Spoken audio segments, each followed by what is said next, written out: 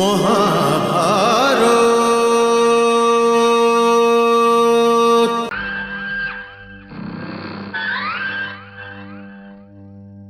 ভাগ্নে দুর্যোধন, এ আমি কি শুনতে পাচ্ছি? এটা আমি কি করে বলতে পারি মামাশ্রী যে আপনি কি শুনতে পাচ্ছেন? নিজের মিত্র রাজাদের নিষ্ঠাকে আমন্ত্রণ কেন জানাচ্ছ? কি প্রয়োজন ছিল এসবের? এতে আপত্তিরই বা কি আছে মামাশ্রী?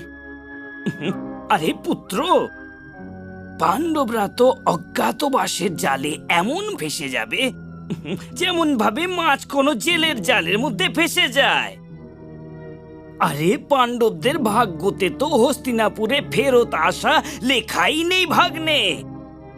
যদি আপনি বিধাতা হতেন মামাশ্রী, তাহলে তো আমার কোনো চিন্তাই থাকতো না। কিন্তু আপনি তো লক্ষ্য ভেদ করতে অনেকবার অসফল হয়েছেন। এই জন্য আমি ভাবলাম যে এবার থেকে আমি তুমি কখন থেকে ভাবতে লাগলে প্রিয় ভাগ্নে দুর্যোধন? আরে মামাশ্রী, আপনাকে রেগে থাকতে দেখে ভালো লাগে না। ভাগ্নে, কিন্তু আপনি এটা তো ভাবুন যে যদি ওই অজ্ঞাতবাসে আমরা ওদের চিনতে না পারি তাহলে কি হবে? তাহলে তো আমাদের যুদ্ধ করতেই হবে। আর যখন আমাদের যুদ্ধ করতেই হচ্ছে, তাহলে আমরা এই বছর ওই যুদ্ধের প্রস্তুতি নিতে থাকব। আর ক্ষত্রিয়কে যুদ্ধের জন্য প্রস্তুত সর্বদাই থাকা দরকার। আর এটা তো আপনিও জানেন মামাশ্রী, কি ওই পাণ্ডবরা চুপ করে বসে থাকবে না। আর অর্জুন দিব্যাস্ত্রের প্রাপ্তির জন্য ইন্দ্রের ঘোর তপস্যা করেই চলেছে।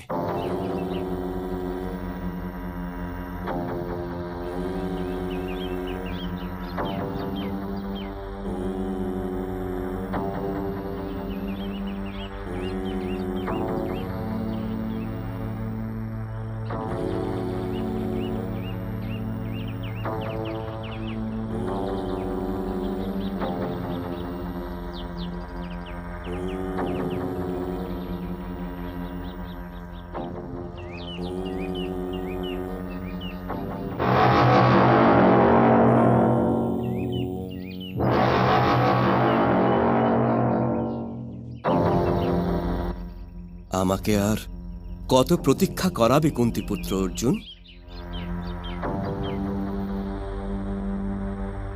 ভগবান,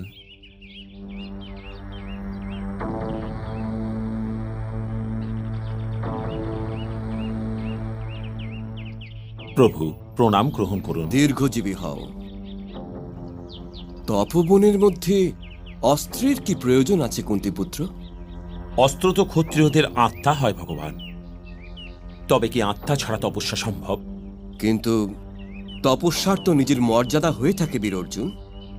তাহলে কি ক্ষত্রিয়দের নিজের কোনো মর্যাদা থাকে না ভগবান? রাজর্ষি বিশ্বামিত্র তো অস্ত্র ছাড়াই নিজে তপস্যা করেছিলেন। রাজর্ষি বিশ্বামিত্র ব্রাহ্মণ হতে চেয়েছিলেন।